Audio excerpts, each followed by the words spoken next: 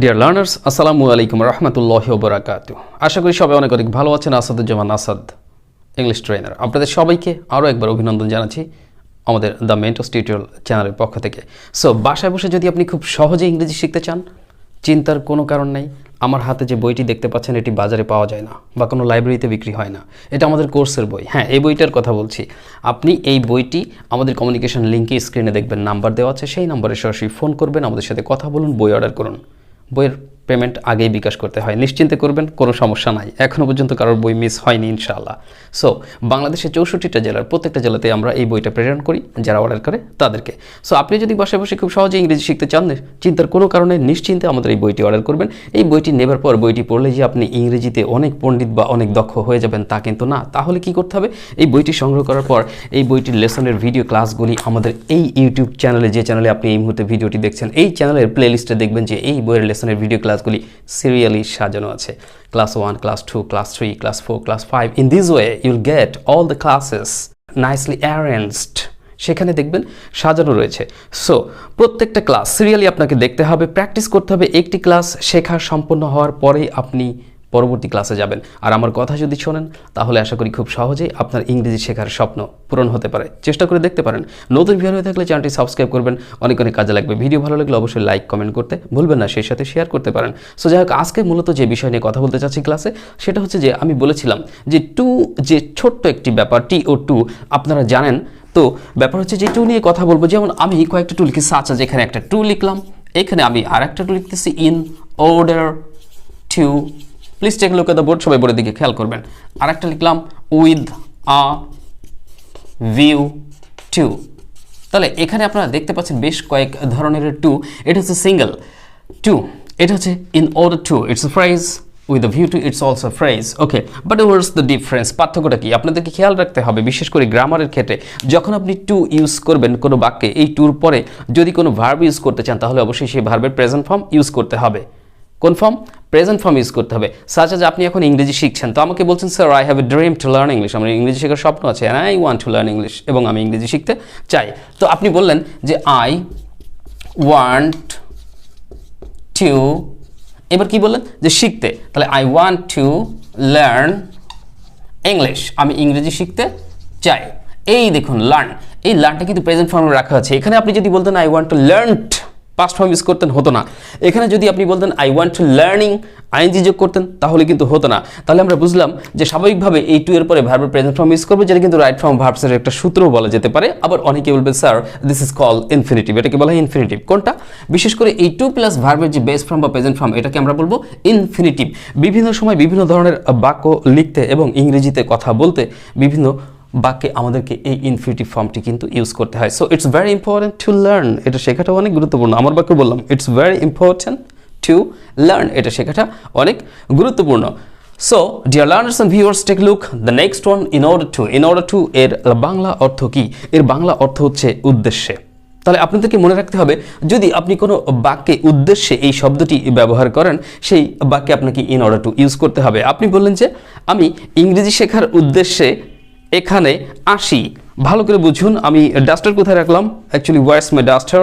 Yes, I have got my duster. Okay, so I have to clean it here. আমি এটা clean করে দিলাম। এখানে আমি আপনাদেরকে দেখাবো ব্যাপারটা। মনে করেন প্রথম টু হয়ে গেল।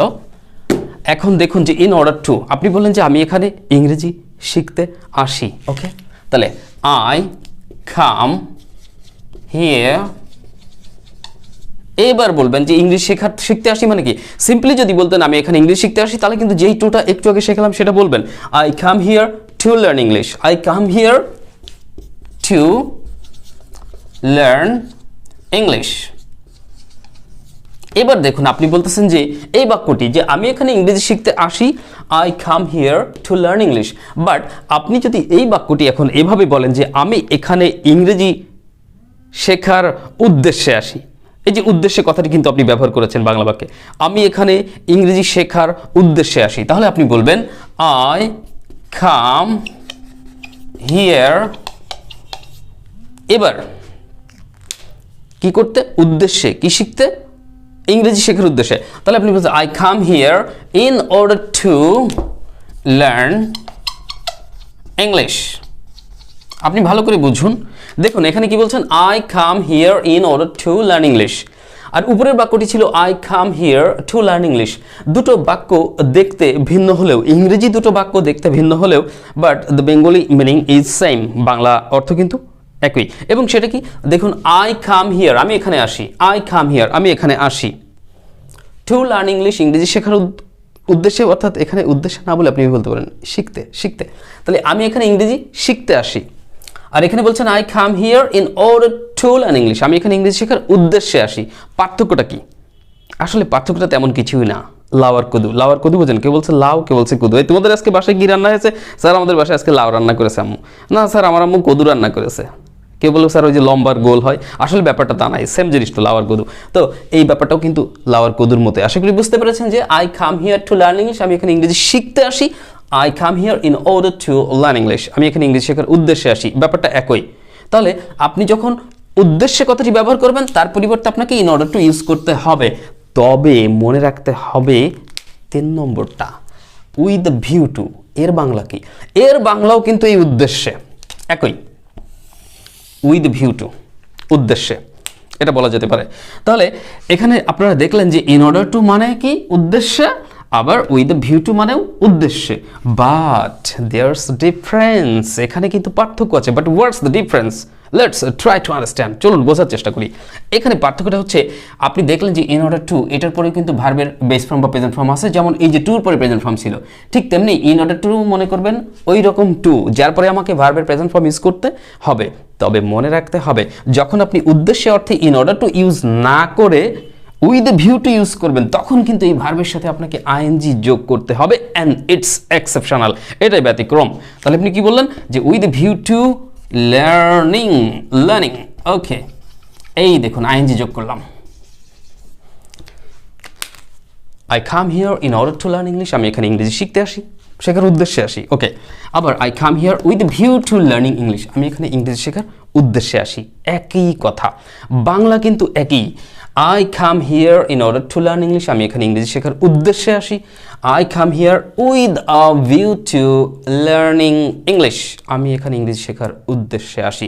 পার্থক্য হচ্ছে ইন অর্ডার টু দিলে এরপরে ভার্বের প্রেজেন্ট ফর্ম, আর উইথ দ্য ভিউ টু দিয়ে যদি উদ্দেশ্য অর্থে ব্যবহার করেন উইথ দ্য ভিউ টু, তাহলে তারপরে ভার্বের আইএনজি যোগ করবেন। যেমন আপনি বলছেন, আমি দ্য মেন্টরস টিউটোরিয়ালের ভিডিওগুলো দেখি, অর্থাৎ I watch the videos of the mentors tutorial with the view to learning English, ইংরেজি শেখার উদ্দেশ্যে। আমি একটি ভালো চাকরি পাবার উদ্দেশ্যে ইংরেজি শিখি। I learn English with the view to, with the view to use করছেন, such as I learn English, আমি ইংরেজি শিখি উইথ দ্য ভিউ টু, উদ্দেশ্যে, কিসের উদ্দেশ্যে? একটি ভালো চাকরি পাবার উদ্দেশ্যে। তাহলে I learn English with the view two getting a good job, I learn English with the view two getting a good job, আমি একটি ভালো চাকরি পাবার উদ্দেশ্যে ইংরেজি শিখি। তো আপনারাও যদি সবাই ভালো চাকরি পেতে চান, তাহলে অবশ্যই ইংরেজি শিখবেন, ইংরেজি শিখুন, ক্যারিয়ার গড়ুন, ঠিক আছে? এই বিষয়টা মাথায় রাখবেন সবাই। তো আমাদের এই ছোট্ট টিউটোরিয়ালটি যদি আপনাদের বিন্দুমাত্র ভালো লেগে থাকে, প্লিজ লাইক, কমেন্ট এবং শেয়ার করতে ভুলবেন না।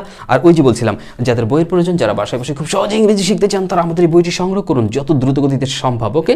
আমরা সুন্দরবন কুরিয়ারের মাধ্যমে বাংলাদেশের যে কোনো জেলায় বইটি পাঠাই। আর প্রবাসী বন্ধুরা যারা আছে, আমাদের ইমো, হোয়াটসঅ্যাপ নাম্বারে নক করবে, তাদেরকে আমরা বইয়ের ব্যবস্থা করবো ইনশাআল্লাহ। So there is nothing to worry, if you watch the videos of our channels regularly, I think it will be so easy for you to learn English ইনশাআল্লাহ।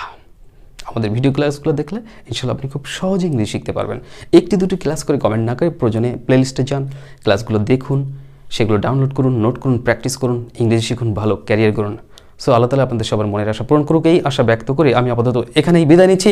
কথা হবে নতুন কোনো টিউটোরিয়ালে, ততক্ষণ ভালো থাকবেন, সুস্থ থাকবেন, the mentors tutorial video regular দেখবেন, স্মার্ট ইংলিশ শিখবেন। All the best, take care, আসসালামু আলাইকুম, হ্যাভ এ লাভলি ডে।